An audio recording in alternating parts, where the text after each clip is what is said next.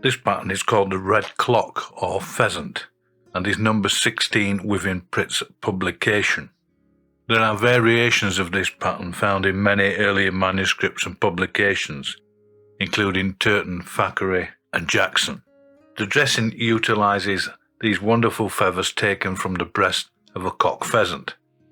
Now, many people struggle to get feathers of the right size, but with a bit of practice you can tease them out. They are there to be found.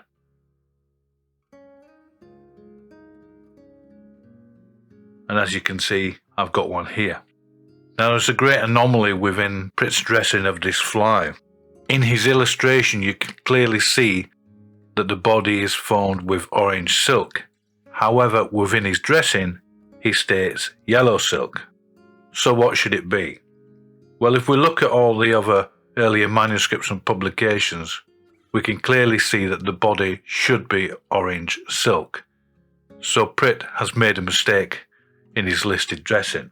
So to dress this fly, I'm going to use some vintage Purcell's Gossamer and again a hot orange or a dark orange. The pattern is said to represent the soldier beetle, so they have that orange shade to the body. Now to dress our fly, simply come in and trap your dressing silk with 4 or 5 nice tight turns. Now for the head of the fly, we use peacock herl and simply trim off the tip of the peacock herl before mounting that in at the head of the fly. Again, with 3 or 4 nice firm wraps.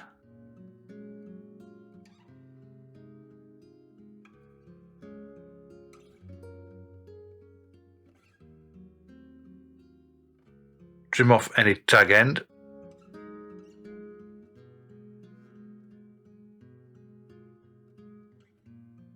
And now start to form the head of the fly.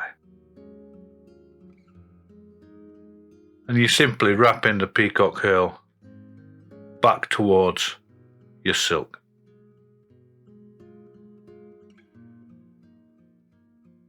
Once you're happy with the size of the head of the fly, then come in with your tying silk and again trap that down with 3 or 4 nice tight turns. And now we come to our cock pheasant hackle. Simply brush those hackle fibres back to expose the tip of the hackle.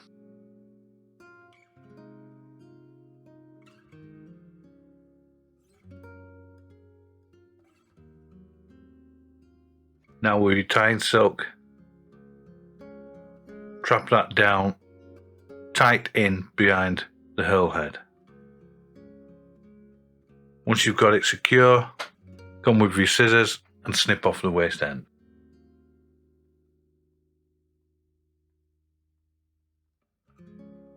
Now taking your hackle pliers, firmly grip the hackle and start to wrap it around the hook.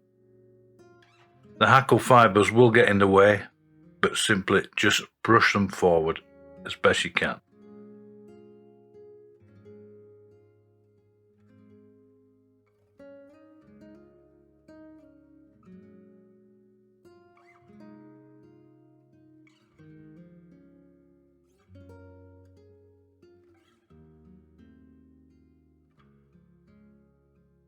Once you're happy with the hackle density, come in with your tying silk and bind down the hackle stalk.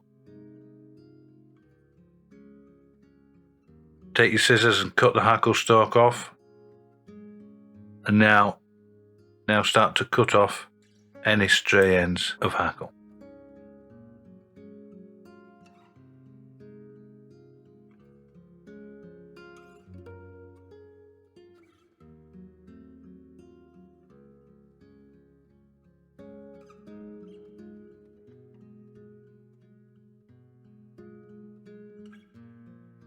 Now, Pritt's dressing is quite unusual in regards to the many clock dressings, in that it has a peacock herl thorax as well. So again, take another strand of peacock herl, trim off the end, and mount this directly behind your hackle. Again, take your scissors, trim off any waste ends of hackle and herl.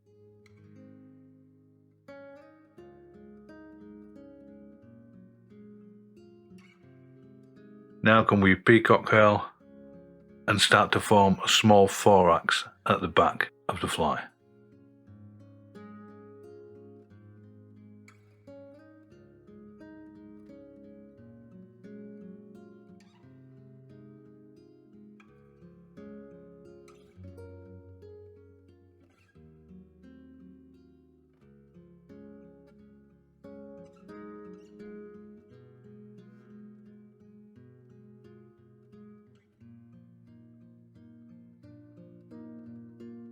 Once you're happy with the size of the thorax, trap it in with your tying silk before snipping off the waste end.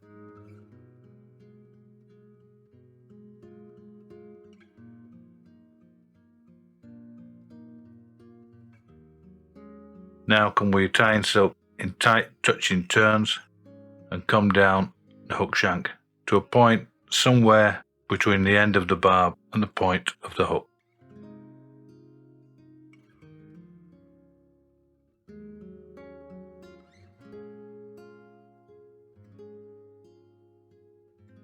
Once you're happy with the length of the fly, bring your silk in tight touching turns back up the hook shank.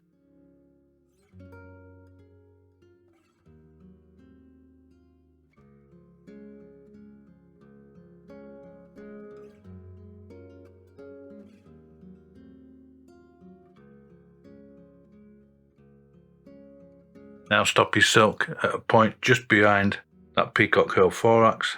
Take your whip finish tool and simply pop in a nice 2 or 3 turn whip finish.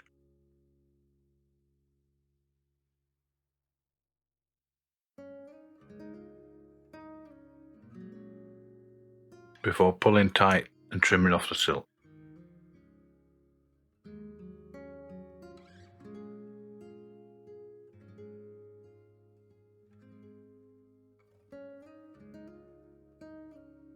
Now you can simply brush back those cock pheasant fibres